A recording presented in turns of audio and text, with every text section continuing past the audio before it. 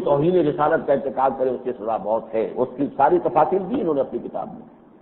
اور خلافت راشدہ کے دوران بھی ایسے واقعات جو ہوئے، لیکن حضور کا کوئی صریح قول نہیں ہے۔ صریح قول موجود ہے مرتد کے لیے، ہم نے اسے نافذ نہیں کیا، اور جب تک وہ نافذ نہیں کریں گے، میں نے ہمیشہ ان سے کہا جب تک آپ اس پر ڈیرا نہیں لگائیں گے، لیکن غالباً وہی جو اس وقت پوری عالمی فضا ہے دنیا کی، اس کا جو اثر ہے، تو ہمت نہیں ہو رہی کہ یہ مطالبہ بھی کیا جائے کہ قتل مرتد کی سزا بھی یہاں پر نافذ کی جائے۔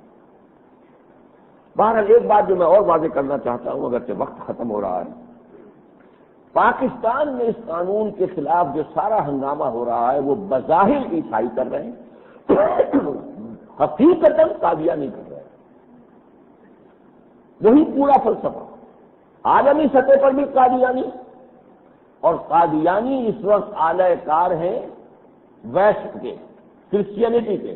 اور کرسچینٹی اس وقت اعلی کار ہے یہود کی، یہود کی سازش۔ انہوں نے عیسائیت کو فتح کر لیا ہے یہودیوں نے، اور یہ لوگ جو ہیں یہ انہی عیسائی قوتوں کے، وہ برطانیہ ہو امریکہ ہو، ان کی سرپرستی کی وجہ سے ان کا بول بالا ہو رہا ہے، بڑھ رہے ہیں، چڑھ رہے ہیں، بڑی بڑی عمارتیں بن رہی ہیں ان کے جو ہے۔ اگر آپ ان کے ترقی کا معاملہ دیکھیں تو وہ تو خاص طور پر امریکہ میں جا کر تو بہت سے لوگ ہیں جو دنگ رہ جاتے ہیں۔ تو یہ ایک انٹرنیشنل سازش کا معاملہ ہے، اور پاکستان میں بھی یہ قادیانی ہے کہ اس لیے انہیں معلوم ہے یہاں اسلام کی طرف اور پیش رفت ہوئی اگر آگے تو قتل مرتد بھی آ جائے گا۔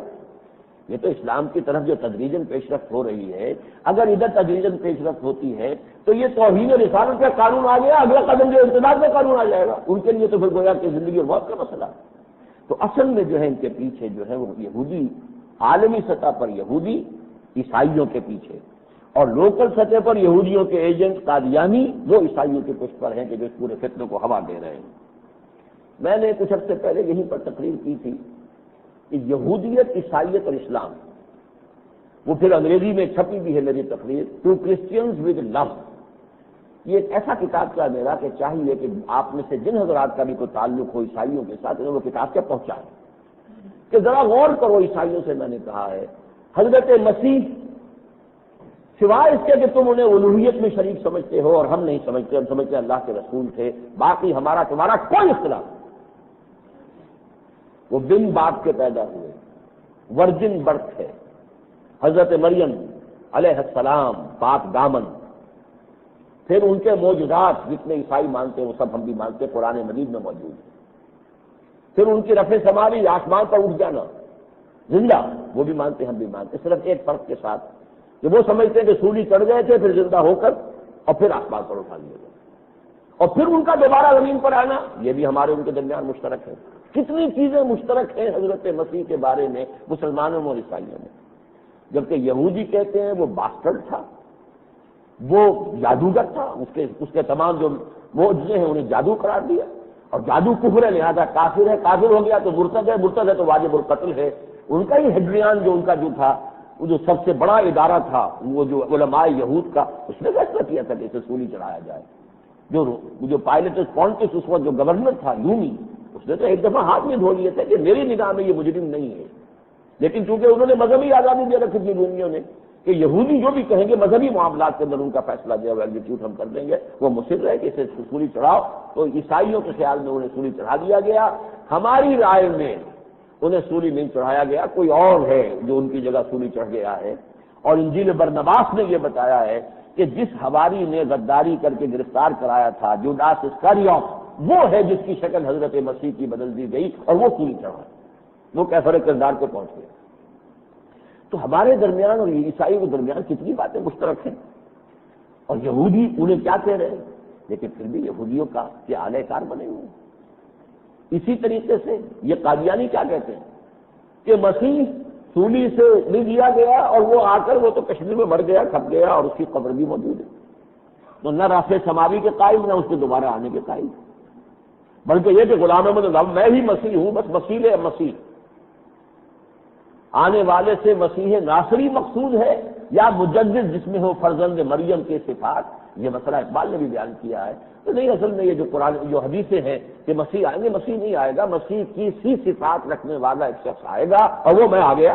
میں ہوں، غلام احمد قادیانی نے دعویٰ کیا مسیح موعود میں ہوں۔ لہذا عیسائیوں سے یہاں پر ان کی بالکل جو ہے سمجھیے کہ ان کا خیال ہے کہ وہ دفن ہو گئے، ختم ہو گئے اور نہ آسمان پر چڑھے نہ اتریں گے، جبکہ ہم یہ مانتے ہیں کہ آسمان پر اٹھائے گئے اور وہ دوبارہ آئیں گے۔ تو کس قدر بون ہے قادیانیوں کا، لیکن اور کس قدر قرب ہے ہم مسلمانوں کا عیسائیوں کے ساتھ، لیکن اگر اس کے باوجود وہ عیسائیوں کے اعلی کار بنے تو یہ بہت افسوسناک بات ہے۔ بہرحال اس ضمن میں چاہوں گا، وہ کتاب کا ایک محدود تعداد میں ہی تھا ہمارے پاس، وہ بھی تقریباً ختم ہے، تو اس کے چند نسخے میں لے آیا ہوں۔ اب جہاں تک ملکی حالات کا تعلق ہے، صرف چند منٹ میں چند باتیں کہوں گا۔ محسوس ایسا ہو رہا ہے کہ کوئی ریورس گیئر لگ گیا ہے ہمارے ہاں۔ چینی زبان کا ایک لفظ ہے جو انگریزی میں بھی اس کو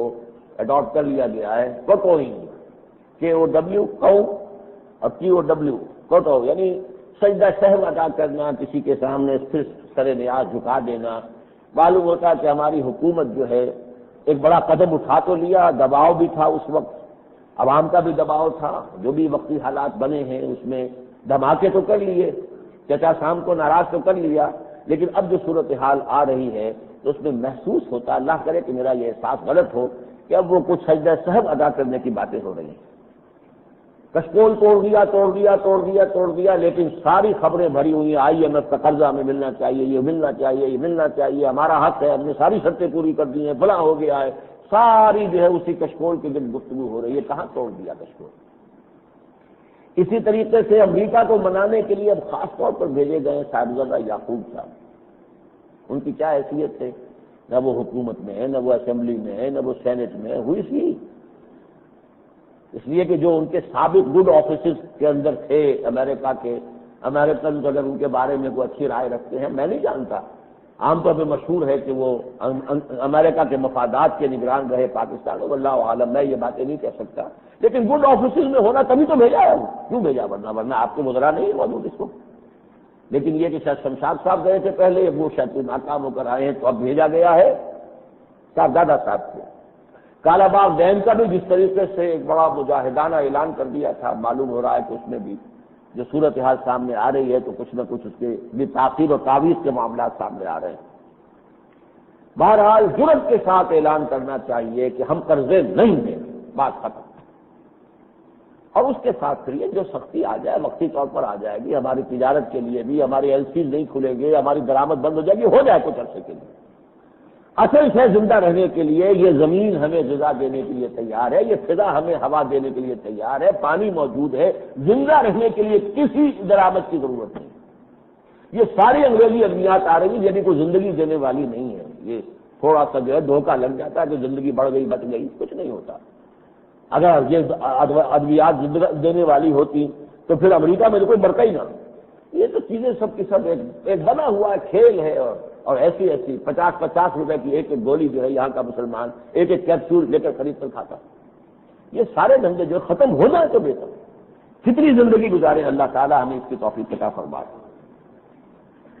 اس کے ساتھ ہی اندرون ملک سود کا خاتمہ جو ہے، اور اس کے لیے راجہ غفور الحق کی جو کمیٹی خود انہوں نے بنائی تھی، اس نے کام پورا کر لیا، پیش کر دیا، اور ہماری معلومات یہ ہے کہ وہ کافی اچھا انہوں نے پیش رفت کا معاملہ کیا۔ اب اس کی تنفیذ نہیں ہو رہی، وہ ہڈی پھر پھنسی ہوئی ہے، اندر پہلے ختم کرو تاکہ باہر بھی کہنے کا حق ہو کہ سود تو ہم فوراً بند کر رہے ہیں۔ باقی یہ کہ جب ہماری سہولت ہوگی، ہماری کتاب کا قرآن کا یہ حکم ہے فَنَظَرَةٌ إِلَىٰ مَيْسَرَةٍ، کہ جب پھر سہولت جب ہوگی ہمارے لیے ہم تمہارے قرضے دے دیں گے، یا یہ کہ آخری اعلان یہ بھی کہ قرضے نہیں دے سکتے۔ اسی طرح ایک مسئلہ ہمارے ہاں جو ہے اس وقت وہ رائے ول فارم کا چل رہا ہے۔ مجھے افسوس ہے قاضی صاحب کو اس طرح کی باتیں نہیں کرنی چاہیے تھی۔ ایک دور میں ہمارے یہاں سر محل وہ سر محل کہاں گیا ابھی پتہ ہی نہیں، وہ ہوا میں تحلیل ہو گیا، پتہ نہیں کہاں گیا۔ اس طرح کی چیزیں جو ہے اٹھا کر پھر ان کا ثبوت نہ ہو تو وہ بات جو ہے ایک عام قسم کا آدمی اپوزیشن لیڈر جو کام کرے ایک دینی جماعت کے سربراہ کو نہیں کرنا چاہیے۔ ویسے میں شریف فیملی سے بھی یہ عرض کرنا چاہتا ہوں، آپ اگر ملک کی خدمت کا کوئی ارادہ رکھتے ہیں تو کیا ضروری تھا یہ محل بنانے؟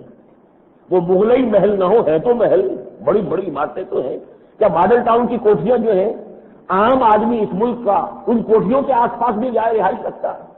آپ کو اللہ نے سب کچھ دے رکھا تھا، پھر یہ تہمت کی جگہ جس کو کہا گیا حضور نے فرمایا ہے اتقوا تہمہ، مواقع تہمہ، ایسے مواقع سے ایسی باتوں سے بچو جس پر تہمت لگ سکتی ہو۔ تو خامخواہ اتنے بڑے بڑے بنانا، کتنے دن رہنا دنیا میں میاں شریف صاحب کو، کتنا جی لیے ہیں، کتنا اور جی لیں گے، اور کتنا جو ہے یہ لوگ جی لیں گے، اور یہ آئے اور گئے، نہ معلوم کتنے لوگ بڑے بڑے آئے اور گئے، بھٹو آیا اور گیا، اور نہ معلوم کون کون آئے اور گئے۔ ان چند روزہ زندگی کے لیے اتنا کچھ بندوبست کرنا جس سے خام خواہ انگلیاں اٹھانے کا موقع ملے۔ اگر تو قوم کا، ملت کا، ملک کی خدمت کا بیڑا اٹھایا ہے تو انہیں تو اپنے معیار زندگی کو کم کر کی طرف لانا چاہیے، نہ یہ کہ اسے برتر بنائیں اور بڑھائیں اور اپنے کاروبار کو اور ملوں کو توسیع دیں۔ بہرحال ان سے بھی میری گزارش یہ ہے، لیکن باقی یہ کہ اس قسم کی باتیں جو ہیں وہ عام جو اپوزیشن لیڈر ہوں ان کے منہ پر تو سج جاتی ہیں۔ قاضی صاحب سے بھی درخواست کروں گا میں اس معاملے کو جس طرح بھی ہو ختم کر دیں۔ بارک اللہ لی ولکم فی القرآن العظیم ونفعنی وإیاکم بالآیات والذکر الحکیم۔